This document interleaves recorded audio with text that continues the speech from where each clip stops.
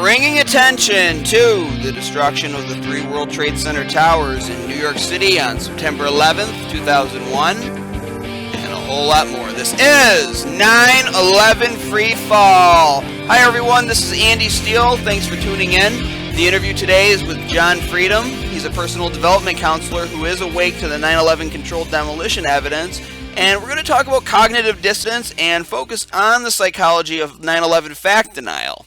Now, I don't know about you, but I find the psychology aspect of this issue very interesting, and a lot of people do. So stay tuned. I'm going to be getting to that interview very soon. So here we are, folks. This program is airing on Halloween night, which is my favorite holiday. Always has been for some reason. And of course, I don't really have anything Halloween-y planned for tonight, because this is not that type of show.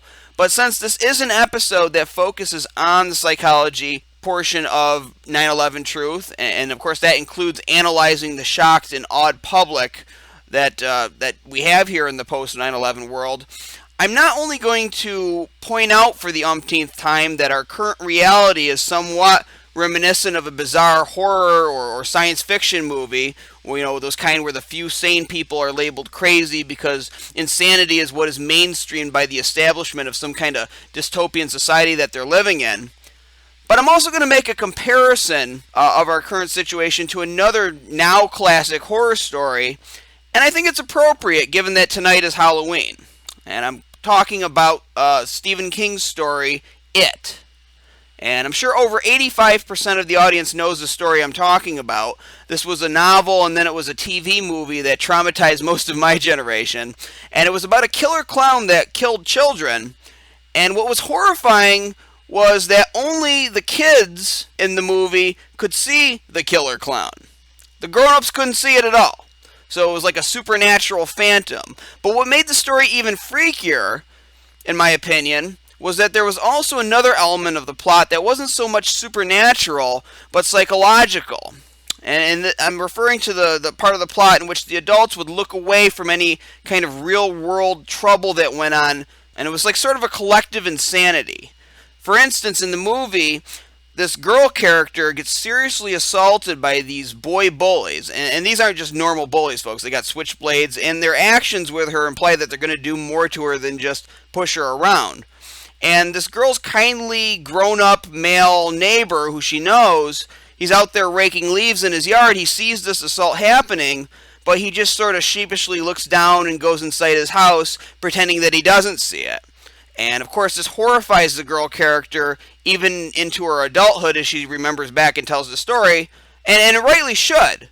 Because we all like to think that our society in general is moral, and if enough people see the evidence of a crime, or if people see some kind of wrongdoing happening right in front of their own eyes, that the majority of society will snap into place and do the right thing.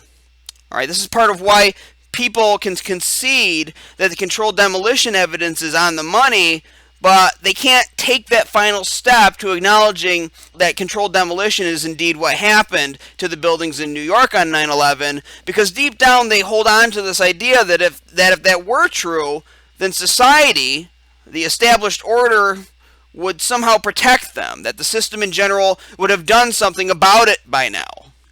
And of course, when some folks stick their neck out, thinking that if they get the information to the right people, the gears will start turning and their fellow man will do the right thing, they're often shocked or horrified, traumatized, eventually jaded. It impacts them. All right, just like it impacts the girl in that movie who learns the hard way that, to a certain extent, we're all on our own in this society. All right, that we got to watch our own backs because the quote-unquote authorities are absent when it suits them. All right, it's a coming-of-age moment for that character, but it's a coming-of-age moment for regular people, too, to realize that. And sometimes it happens when you're 12, sometimes it happens when you're 30, 40, 60. And I think a lot of people who have been involved in exposing the crime of the century and bringing the scientific evidence to the public, trying to bring it to the quote-unquote authorities, are having that coming-of-age moment in the past decade. And we are wiser for it, but look at the price that we pay.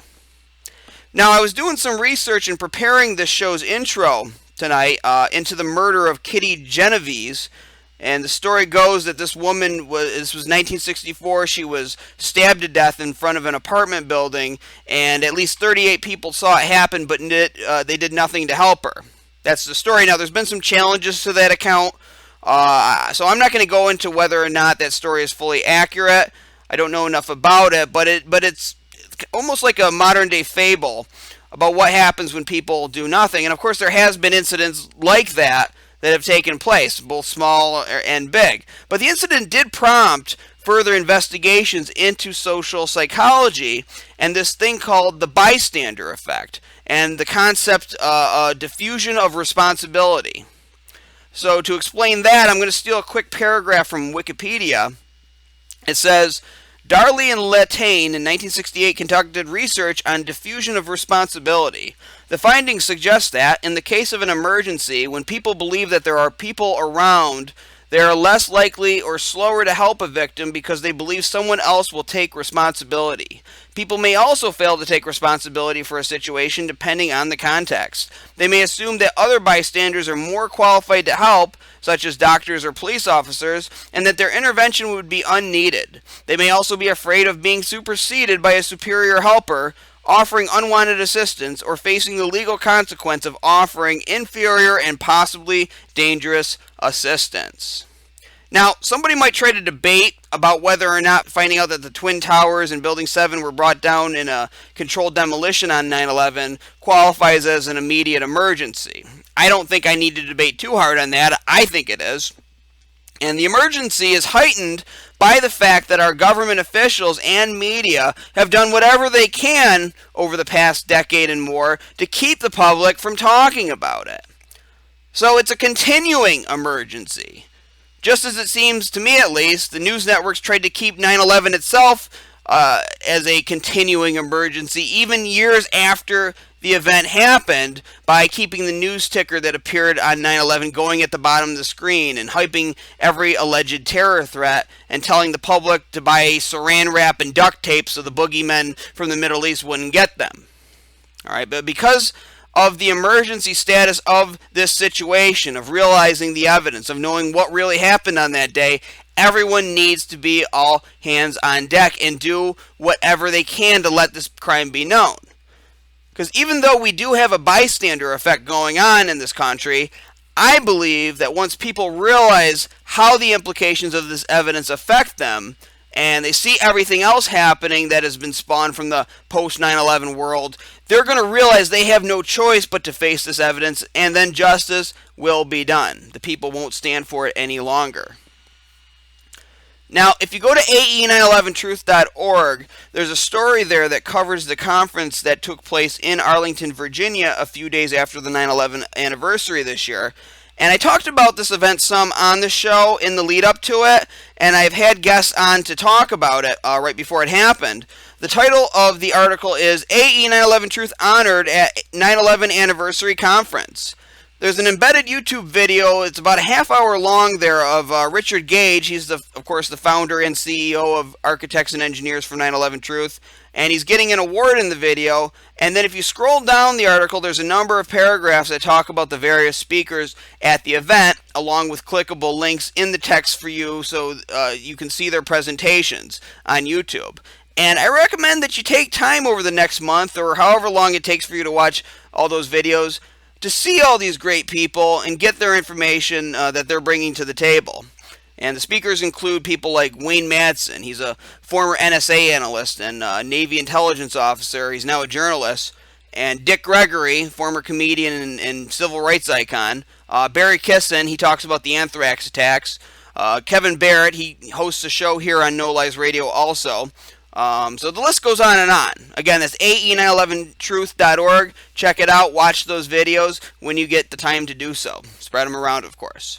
And while you're there, there's also an article about the screening of 9/11 explosive evidence experts speak out, and the discussion afterwards that took place at Arizona State University on the 9/11 anniversary of this year.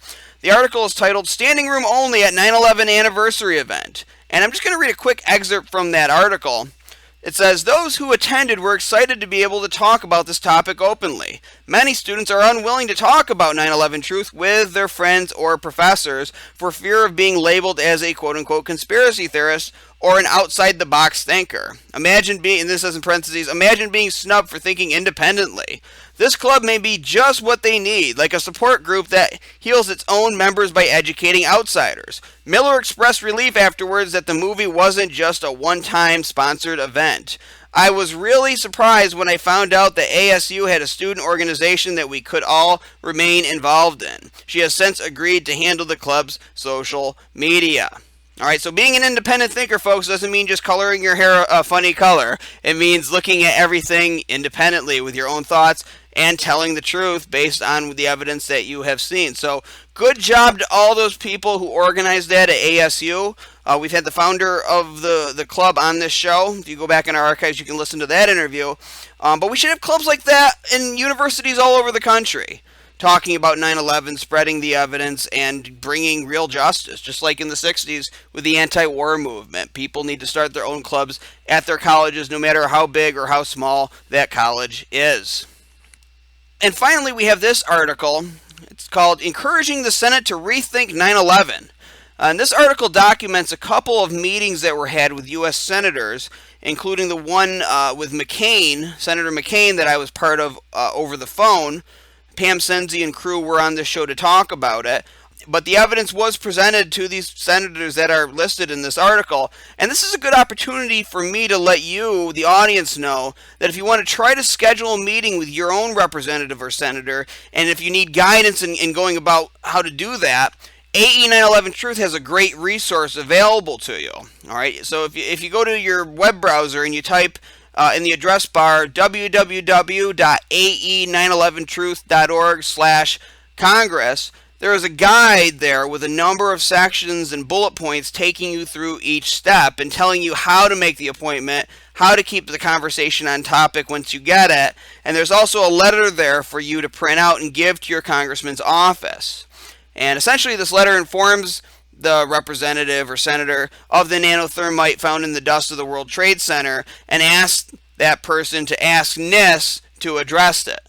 Some important advice on this page also is one that talks about avoiding off-topic conversations when you do meet with your representative's office. And it says, who did it and why did they do it are not technical questions. Simply state that AE 9/11 Truth does not know the answers to these questions. That's why we need a new investigation. It is okay to point out that whoever did it had access to highly secure buildings over a long period of time and access to large quantities of advanced energetic materials that we would expect to have been kept closely watched after the technology was developed at U.S. national laboratories.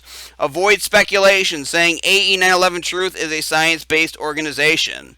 Avoid mentioning the wars in Iraq and Afghanistan in these conversations. While they are important issues for many of us, it detracts from the technical message. So check that out. Again, that's ae911truth.org/Congress. Make a plan, do the work, and report back to AE and me if you can on what happened in your meeting. All right, before I play my interview with John Freedom, we're going to do what we do every week. We're going to take 10 seconds of silence to remember the victims of 9/11 and their families and all of the people who died in the wars that followed 9/11. So we're going to do that starting right now.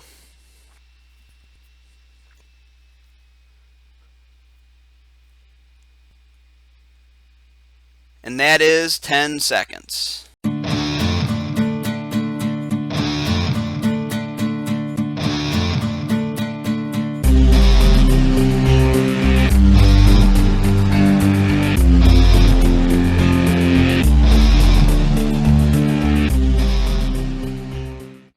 John Freedom is an author, educator, and counselor in private practice in Tucson, Arizona. He serves as research coordinator for the Association for Comprehensive Energy Psychology and is the author of a new book, Heal Yourself with Emotional Freedom Technique, published by McGraw Hill. He is also one of the experts featured in the documentary film 9/11 Explosive Evidence Experts Speak Out. John, welcome to 9/11 Freefall. Hi, Andy. Good to be here. Thank you for coming on. Now, I want to start off by asking, like we always ask, why are you interested in 9/11 involved in this issue? What got you started on this path? Well, as you know, I have a long-standing interest in psychological phenomena and, mass hypnosis and things like that. And 9/11, of course, was the pretext for starting. It's well known that Saddam had nothing to do with 9/11, but it was also the pretext for the so-called war on terror, and also the passing of the Patriot Act, which has curtailed our civil liberties and is now the ostensible justification for the cell phone and internet surveillance issues that we're dealing with today. And I personally believe that 9/11 is the defining issue of our time. And as our government has consistently both ignored the evidence and the anomalies around 9/11 and refuses to look at it, it is up to us as citizens to bring this information out for a credible reinvestigation. Absolutely. Now, you mentioned anomalies around 9/11. We talk about them every week on this show. We bring on the experts, the technical experts, who talk about the physics, the nanothermite in the dust of the World Trade Center. So there's several of them. But for listeners who may not have heard these previous episodes, what for you really seals it? What anomalies around 9/11 are you referring to? Yeah, well, Andy, as you mentioned, it is amazing. There are so many anomalies we could spend, probably the next 10 hours talking about them, okay? But ones that stand out for me was that, modern skyscrapers, well, first of all, the Twin Towers are the only, and I repeat, the only skyscrapers that have fallen as a result, supposedly, of fire. They are the only ones. That is an anomaly in itself. Second of all, they were constructed with fire-retardant carpeting, fire-retardant furniture, which is standard. This is called 4x code to be made of fire-retardant fire-retardant materials. And then even after being hit by the planes, FEMA estimates that it's believed that almost all the jet fuel was consumed in the first few minutes of the fire. Jet fuel is basically refined kerosene, and it just goes poof when it's comes to contact with oxygen, the flame, it just, burns out very, very quickly, okay? And so with those fires, only about 7 or 8 of the 110 floors on both towers were actually on fire. So the question arises, how was a fire that actually burned most of itself out in terms of the jet fuel in the first few minutes of the fire, how did a fire that was limited to maybe 7 or 8 stories on both towers cause an entire building to collapse?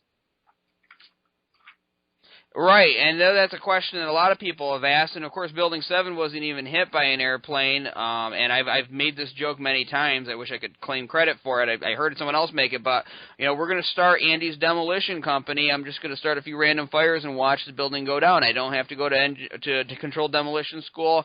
I don't have to learn any special craft. I can just start some random fires with some jet fuel and watch it go down. I'd love to run that by some controlled demolition companies and see what they think of that strategy, if that would work or not. But you point out a lot of things that a lot of people have woken up to in this society, but more of them need to, because we're fighting a battle here against a machine that wants to keep this issue suppressed. Yes. And you see this, and I start off the show talking about what I call the Twilight Zone Society. And I think it's appropriate that this episode is going to be airing on Halloween night when we talk about, we focus on freaky stories. And I think modern history right now is sort of a freaky story of how people are keeping this issue suppressed. And so, what happened, in your opinion, to people psychologically when they were viewing the events of 9/11 and the fall of the Twin Towers to lead us to the situation that we're in now? Yeah. Well, Andy, it's important to recognize that 9/11 was a national trauma for all of us. It was not just a trauma for the people caught in those buildings, and it was not just a trauma for New Yorkers. This was a national trauma for everyone who viewed what was happening on that day. And as many people just stood in front of their TV sets and saying, "Oh my God," or "I can't believe this," or "What is going on," or whatever. And so people watch this over and over again. And when people experience trauma, they go into the stress response, or what is called the fight or flight response. Their pulse rate goes up, breathing rate goes up, blood goes up, blood flows to the arms and legs, and blood flows actually from our prefrontal cortex, which is where we think rationally and make rational decisions, to the amygdala and the limbic system, which is in the midbrain, which is the seat of our emotional system, okay?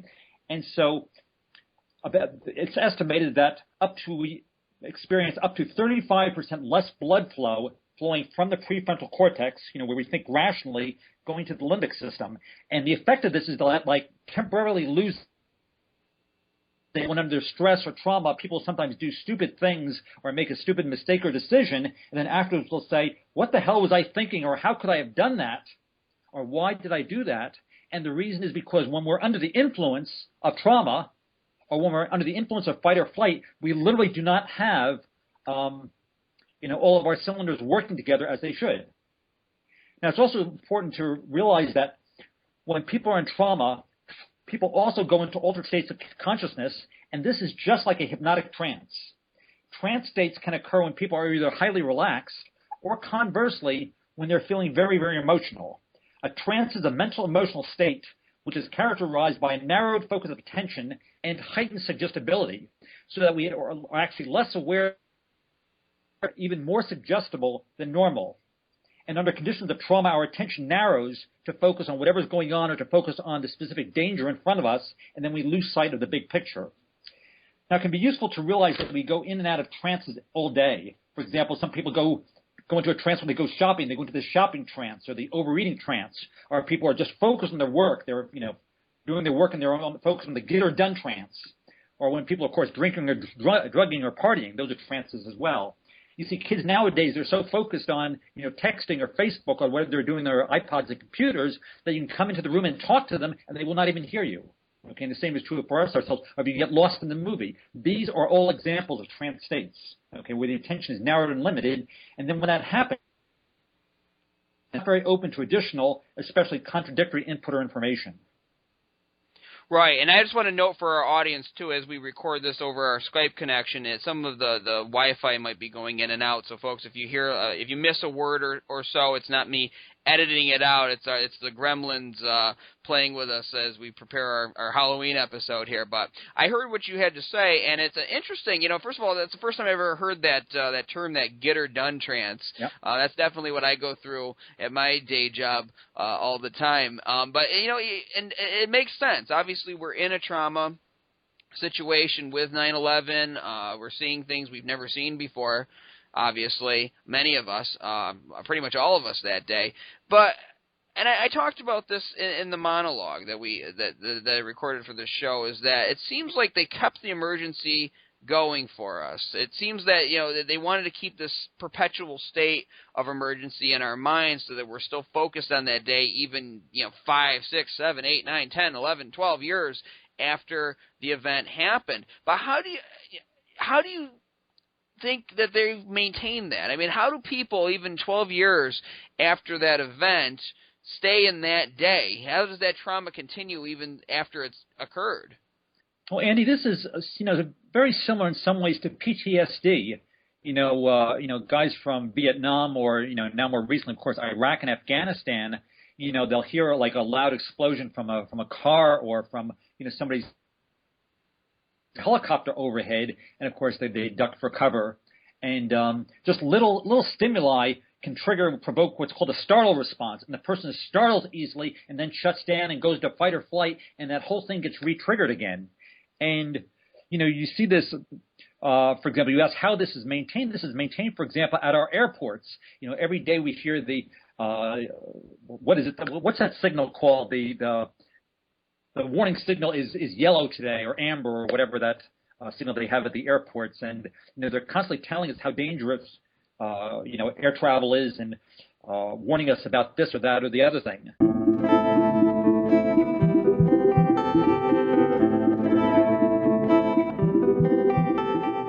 Folks, I just want to note here, you're going to notice possibly that the sound quality has changed because John has switched over to a cell phone because he was cutting in and out on his Skype connections. But I want to get back to our conversation here. It's very interesting, and you're going into a lot of things that very deeply that we have not even gone over very much on this show. So, you were talking about anomalies, and we're talking about the post-9/11 world, the psychological condition of it. How do people react when confronted by facts and anomalies like the ones that you mentioned before? Yeah, well, of course, Andy, there's a variety of reactions that people have But it seems like many people, perhaps even the majority, are even unwilling to even review the evidence or reconsider what happened. And that's because it seems to be just too threatening or too painful or too strange. There's a phenomenon in psychology called cognitive dissonance, and that is an uncomfortable or sometimes disturbing feeling of losing our emotional equilibrium when we're faced with new information that challenges our worldview, or when we hold beliefs that are contradictory to known facts. And this cognitive dissonance for many people is scary and threatening, and so people will literally avoid and deny any information that might threaten their beliefs, even if their beliefs are false. There's also some research that was done by a psychologist named Martin Seligman, and what he called learned helplessness.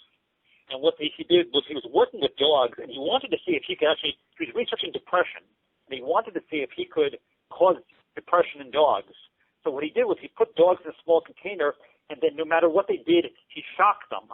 And after a while, they learned that no matter what they did, they would get the shock anyway, so they just rolled over and started whining and crying, and they literally went into a state of depression. And then, of course, he tried to see if he could find a way to reverse that depression. Luckily, he did. But this term of learned, he called this learned helplessness. And a large segment of our population was traumatized by their parents or by their families or by situations in school. And so when confronted with threatening information like 9/11, which is a collective national trauma, very often they can regress to an earlier infantile state and feel helpless and traumatized again. And so people are literally being re-triggered into an earlier childhood or even infantile state.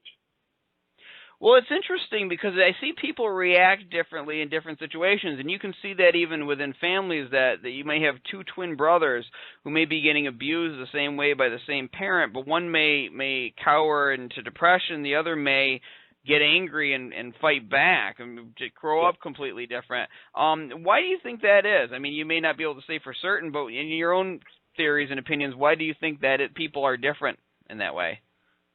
Yeah, there certainly is that difference, Andy, and of course, no one really knows. One question, of course, is it's the nature versus nurture argument. So, do some people have an inherent constitutional ability to resist that kind of trauma or to not be affected by it? Another is that now, just in the last 10 years, psychologists have been studying the phenomenon of resilience and why some people, like for example, someone like Oprah, who grew up very poor with a single mother who was abused as a child, grew up to who she is today. Or, for example, the psychologist and author Wayne Dyer grew up in a series of foster homes. He was shunted around from one foster home to another, yet now he's an inspirational author that is, appreciated by millions of people and a best-selling author. So why this happens, why some people are more resilient than others, there are some factors.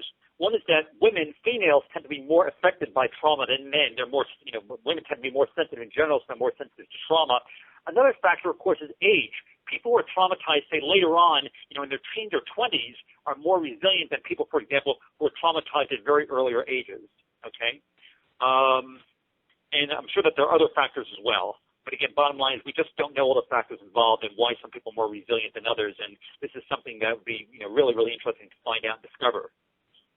Well, what is also interesting, and in the intro to tonight's show, I talked a little bit about the bystander effect after the murder of Kitty Genovese that sparked a lot of interest in social psychology.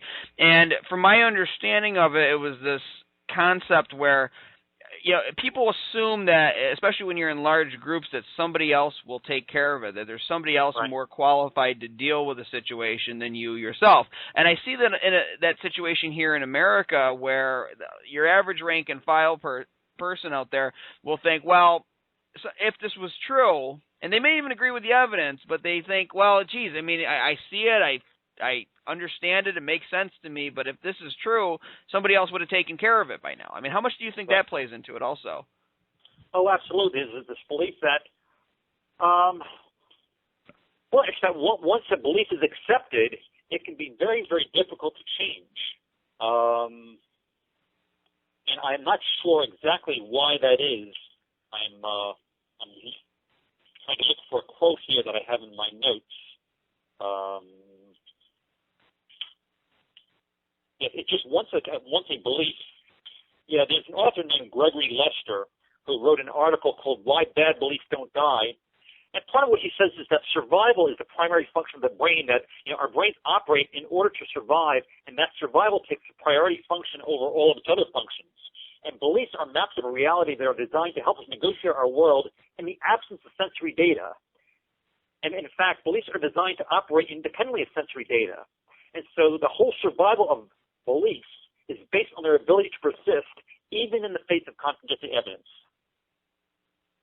So it's faith. It's people's faith that's saying that even though I see otherwise, even though the evidence makes sense that this was a controlled demolition, I have so much faith in my government, I can't possibly believe that, even if it's true.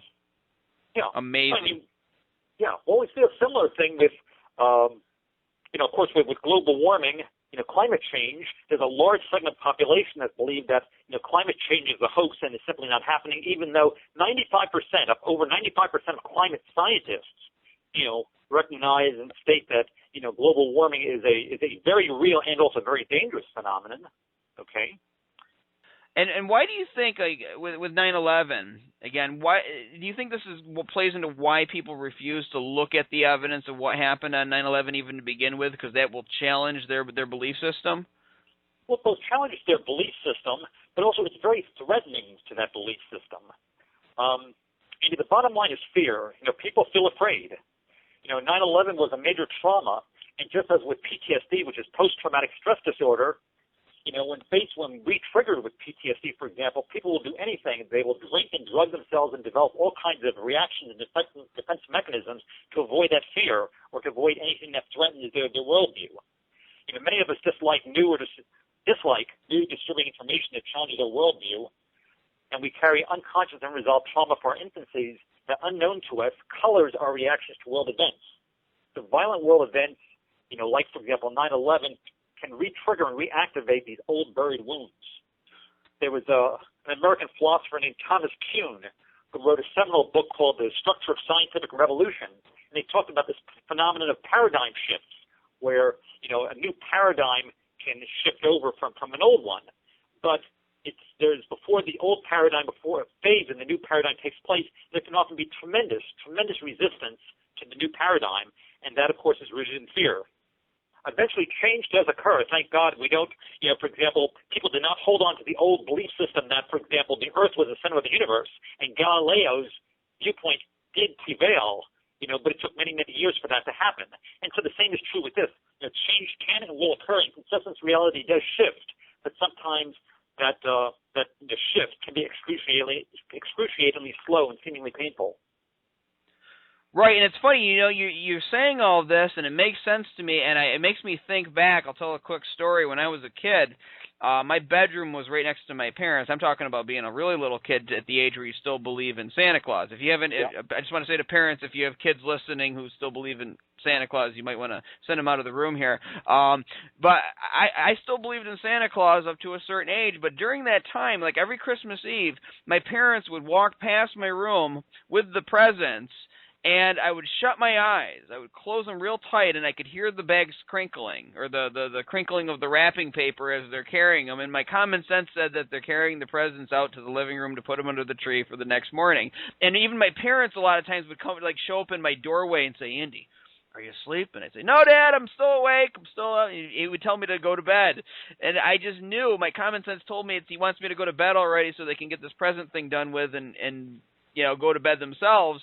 And so all of these signs were showing that this is what's going on, but I wanted to believe in this mythical, Santa Claus, like all the other kids did in school, and so I ignored that. And so I think a lot of us probably can think back to that time in life when we ignored reality and wanted to believe in the myths of childhood, and I think America is doing that right now. So I just wanted to share that story. But Andy, let me stay on that. Yeah, that is a great story, and it shows that we want to believe in our stories, we want to believe in our myths, and this brings up another point, is that one of the reasons, there's the myth, of course, that 9/11 was caused by Osama bin Laden and Al Qaeda and these evil Muslims and the evil Muslim terrorist conspiracy.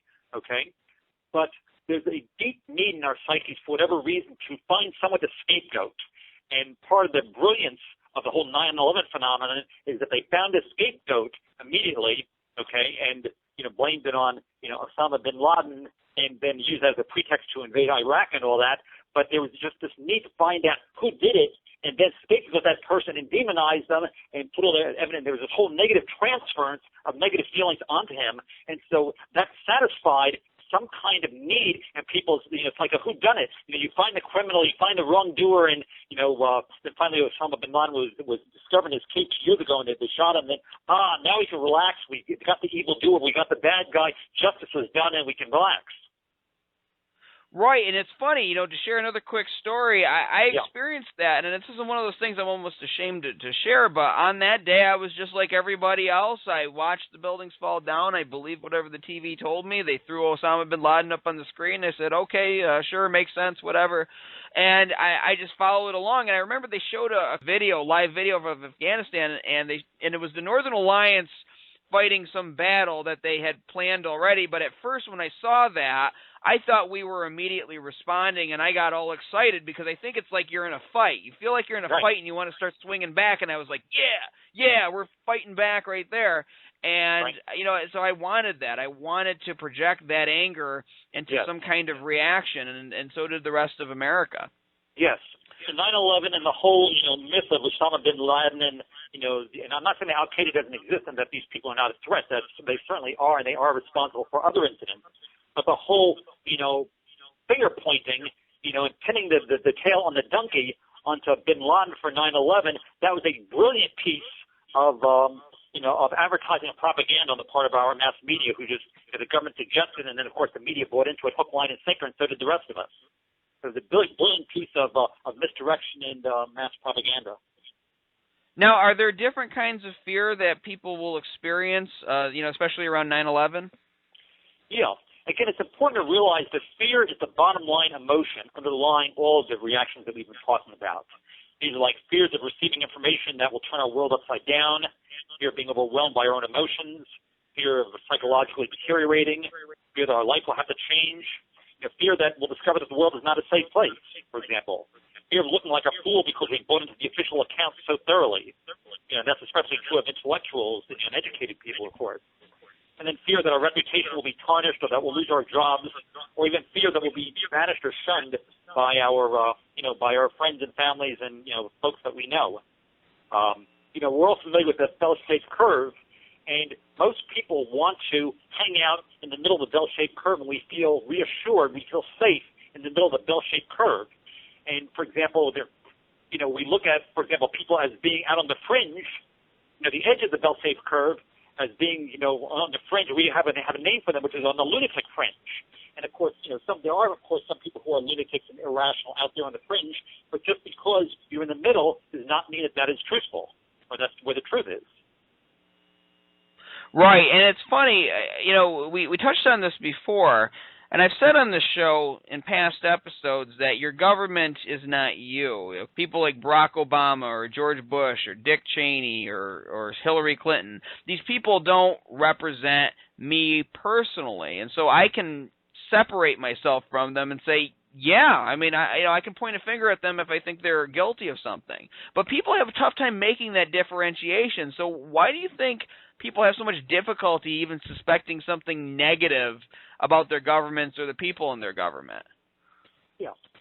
Well, one reason is that, and it's important to realize that we are projecting, there's this phenomenon in psychology called projection, and we are projecting all the time. And we tend to project parental figures onto, our governmental leaders. We even have this term, for example, we talk about the founding fathers of our country. And so we look at, generally we look upon our country as being a benevolent, in this case, they're mostly males, so benevolent, father figure or mother figure. And so to even suspect our government is doing something, so wrong or so evil is literally unthinkable. For many people, it is literally unthinkable. Right, because it's almost like they see this as a national family, as opposed to just some guy who's just as fallible as you or me, given to the same temptations, and there's a lot of them that come with extreme power that our U.S. government has. That they can't see that. They can't look at it rationally. They see it as an extension of themselves. And again, folks, we mostly talk about the science on the show, but these are the obstacles to getting people to look at the science, to see the facts for what they are.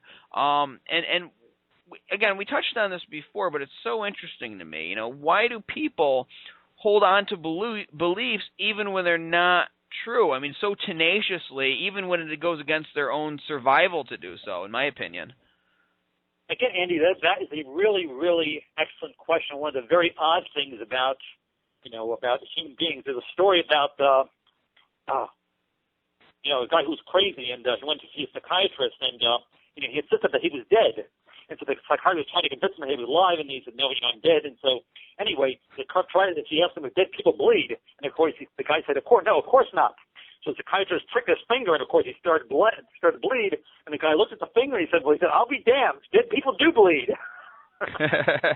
So yes, people will tenaciously hold on to their beliefs, even in the face of scientific evidence. And again, the whole global warming issue is another example of this. Another example of this is people who believe that Barack Obama is a Muslim, was not even born in the whole to do about his birth certificate, believing that because that he was not born in Hawaii and that therefore he's not a U.S. citizen. And again, the whole birther movement, people not willing to believe that he's a U.S. citizen. Here it is, 6 or 7 years into his administration, people are still bringing up this issue. And I think a big part of it, of why people don't want to look at 9/11, is because of obviously the implications, and the position it puts you into. It's almost like you're kind of alone in society, at least in the immediate surroundings. You're sort of alone, and so you either lay low or you just start screaming about it, like yourself and myself do. But then that kind of alienates you with those people who want to either believe the official story or who just want to avoid controversy because it's not exactly trendy to put yourself in the middle of this issue. So I want to ask you too for advice for the listeners, because the listeners mainly are people who are into 9/11 truth, who are speaking out about it. What are some of the ways that you can cope with just living in the society that so jealously and viciously guards this big lie? Well, there are several things we can do. The first thing, I think it's very important to educate yourself, to educate ourselves about what happened. There are many, many books and videos on the subject, especially the books by David Ray Griffin. 9/11 Truth has a documentary film called Explosive Evidence, The Experts Speak Out. And again, that was done by Richard Gage and the folks at 9/11 Truth. Another is to make a commitment to truth, and I don't mean to a particular dogma. I mean to make a commitment to speaking and practicing the truth in our lives. And again, I don't necessarily mean that the truth about 9/11, but I'm talking about small t truth as opposed to capital T truth. But I mean to make a commitment to looking at the evidence and to doing the hard work of separating truth from falsehood. And science can be our ally in this. Science, of course, has its limitations, but without science, we would still be living in a world of superstition and believing that the sun revolves around the earth. So one of the keys to separating superstition and dogma and groupthink delusions from reality is by looking at the scientific evidence, and so making a commitment to doing that. Another thing that we can do is that we all need to do our own healing work. We all develop patterns and defenses in response to our own wounds and traumas. We can be clear and discerning and open to new information and new paradigms only to the degree that we are willing to look at our own biases, our own blind spots, being able to look at our own wounds and traumas and do the best to heal them. And let me say there are many ways to do this, but one of the most effective ways for doing that is using a new technique called EFT, which is emotional freedom technique. Okay, and if you just do a Google search for EFT on the internet, all kinds of websites will pop up. Another thing we can do is more dialogue with others, and of course they're coming across as being defensive or hostile, is to set our own reactions aside and try to understand the listener's deeper needs. We become aware that we all have basic human needs which are universal. We all need to feel safe. We all need to feel close and connected to other human beings. We all just want to love and be loved. And that underneath, we're all feeling afraid and threatened by what happened by 9/11, by what's happening with our government, by what's happening with the economy, etc. And so if we can develop a ground basis of compassion and empathy and understanding for the other person's point of view, even when we don't agree, then perhaps they can be open to hearing our point of view as well. And then finally, we need to find others of like minds and build a new consensus. It's important to realize that 9/11 is an important issue. As I mentioned, this is the defining issue of our time, and this is an issue that will not go away. and that we need a new nonpartisan investigation by real objective experts who are not willing to, deny the truth and are willing to uncover the real truth, the real facts of what happened. Right, and I just want to say to the audience, too, from my own experience, it becomes very easy to let anger overcome you. I mean, I know this. I'm not standing on a soapbox here. I've gotten more mature as I've been doing this since 2006, and I recognize this. And it's very easy to let the rolling of eyes, to let the little smirk that creeps across people's faces when you're talking about physics, and then they just marginalize it as a conspiracy theory, to let that get to you and turn that into an indictment of all of humanity. Oh, people suck. People are stupid. Americans are idiots. I mean, it's very easy to get into these cycles and almost become like the other side. You stare into the abyss long enough, you become it. There's some kind of quote I've heard like that. And so, I'm not a trained psychologist, and I just say, things that work for me are things that remind you of why you're doing this, remind you of what humanity is about. I mean, YouTube's very helpful with this. You find a picture of like a little baby saying something funny that somebody put on YouTube, or you watch videos of marriage proposals, or you watch Christmas music with the orchestra choirs and the little kids singing. I mean, these things sound very simple and corny, but they remind you of what you're actually fighting for and what you're trying to defend with this mission. Yeah, and Andy, one more thing I'd like to add is that, not everyone is, defensive and closed-minded and in denial, of course. There are, wonderful people out there, who are rational, who are intelligent, and who are willing to look at the facts if they're presented in the right way. They're presented in a non-aggressive, non-hostile way. And so it's important for us to reach out and to find those people, to find people of like minds who are willing to look at the evidence, willing to start a new investigation, and who are willing to build a new consensus that this issue needs to be reopened and that we need to have a new reinvestigation of what happened at 9/11.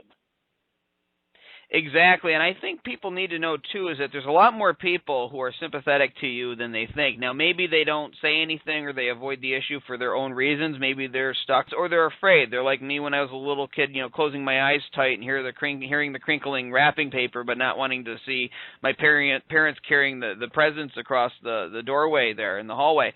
So, they're like that as adults now with 9/11, but that doesn't mean that they're not appreciative of you and that they're not willing to stand back and let you fight the battle for them, because maybe they can't, for whatever reason, that something inside them can't let them do that. But that doesn't mean that they're with the people that are just viciously attacking you either. So it's a tremendous responsibility when you're speaking out about this, but it's an honor too. And I want our audience to know that and remember that. Now, again, I just want to kind of jump back to the cognitive dissonance. Why is it so difficult for people to even be open to reviewing the evidence, just looking at it for whats and giggles, just to give it a chance? I mean, do you think it just because it threatens their worldview, like we talked about before, or is there anything deeper than that? Well, Andy, again, there's several factors. One is that this information is threatening and very disturbing, and as I mentioned, involves a paradigm shift. People will defend their belief system, defend their paradigm. I mean, this is what wars are all about.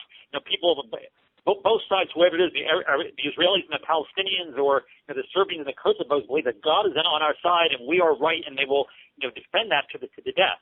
Okay, so the other information, as we mentioned, can be fearful and threatening. But another is that many of us identify with being American, and this whole idea of American exceptionalism. And this idea goes back to the Pilgrims, and the early immigrants who believed that America was the promised land and that we are God's chosen people. And we've been raised to believe that America is inherently noble, virtuous, and idealistic, that we've been told since we were little kids that America is the greatest nation in the world, and like Superman, we want to fight for truth, justice, and the American way. So then exposure to any information that suggests, for example, that America is really, for example, the number one imperialist on the planet, and that our government may have been involved in state crimes against democracy or other false flag operations, for example, is to have one's image of what is being good and right seriously challenged and tarnished.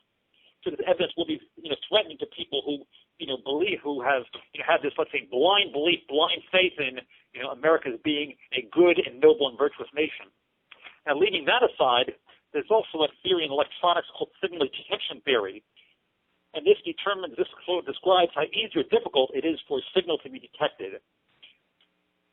And in physics, there's a concept called the signal-to-noise ratio. And when a signal is very strong and the noise around it is very weak, then, of course, it's very easy to tune into that channel and detect that signal. But when the noise is much stronger than the signal, it's easier to tune out or ignore the signal. Okay? Now, what's happening in our environment right now is, as you mentioned, the climate of fear that has been, created and maintained by many of our government authorities. But also, we're living in a world where many people are working more hours for less pay. Some people are working 2 or 3 jobs. People are getting, 100+ emails per day, not to mention, Facebook and tweets and this and that and radio and TV. And, we've had this ongoing media barrage. And so one more thing about 9/11 is just a tiny little signal in the ongoing barrage of information, of noise that we are exposed to every day.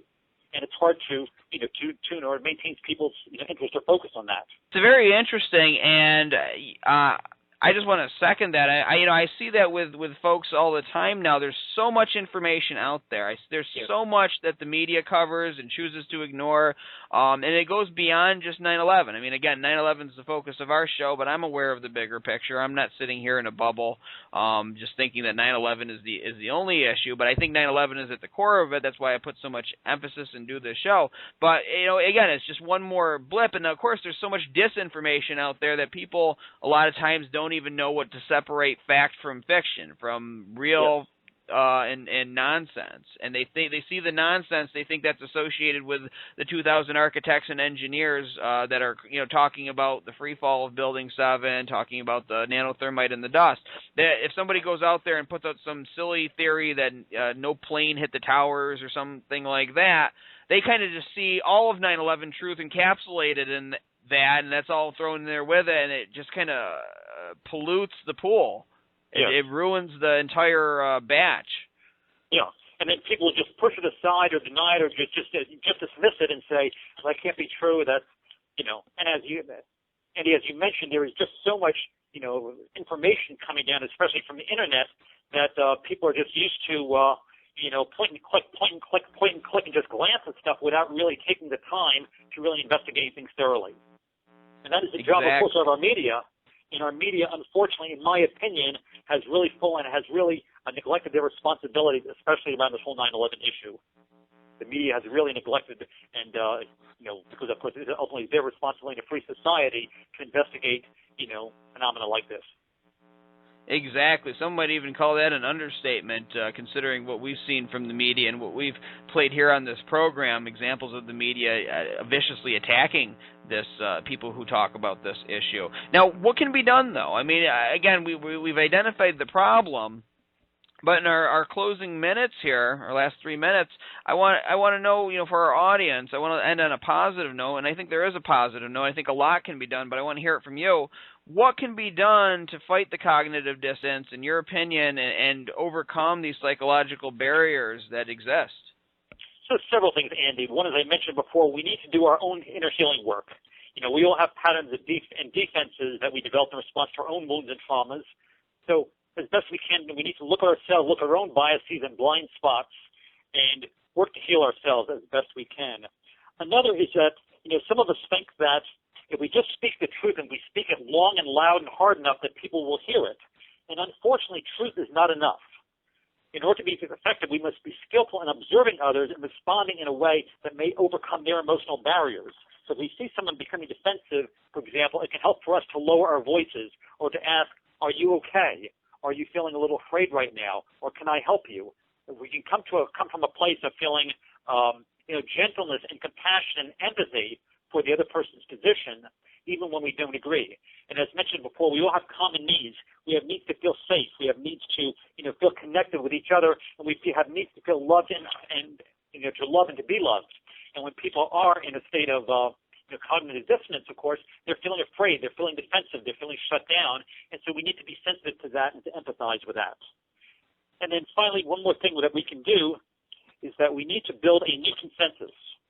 We need to let other people know that 9/11 is an important issue, that this is an issue that will not die, and that we need a new, nonpartisan reinvestigation of what happened by objective experts, not by political appointees, but by architects, by engineers, by scientists, by physicists who can understand, the physical aspect, the technical aspect of what happened, and investigate at least the technical side, the technical phenomenon of what happened on September 11th, 2001. Right, and I love the way that you stated that, because not every person is the same. They react differently, and just speaking about the evidence sometimes is not enough. You have to let people know that everything is okay. And it reminds me of revolutions. When you have a revolution, you're not only deposing the old order, but you're also putting something new in to replace it. Otherwise, you just have some chaos. So you have to assure people that everything is going to be okay. Yeah, 9/11, the buildings in New York were brought down in a controlled demolition, but it's okay. We're going to do something about it. There's a better. This is going to lead to something better by acknowledging it, and I think that is a important thing. I also use humor too, to an extent. I'll empathize with the people who can't believe this. I'll say, yeah, I've been there too. I never wanted to be the guy who talks about this kind of stuff, but here I am doing a show every week. So I can see people's point of view. I can see where they're at, because I was there too myself. John, any final thoughts before we wrap up the interview? Just want to say we were all there at one time, so we need to have gentleness and compassion for the people who are not there yet. But at the same time, we need to speak our truth, move forward, hold a positive vision that the truth will come out, that there is truth about 9/11, that we are a growing movement, that this movement is growing, and that we need to continue speaking our truth, saying what we know, and building a consensus, especially with the new generation whose minds are not up yet, and whose minds are still hopefully more open than people in my own generation. Thanks for listening. Remember, this program airs every Thursday night on No Lies Radio at 10 o'clock Eastern, 7 o'clock Pacific. This is Andy Steele saying have a great week and good luck.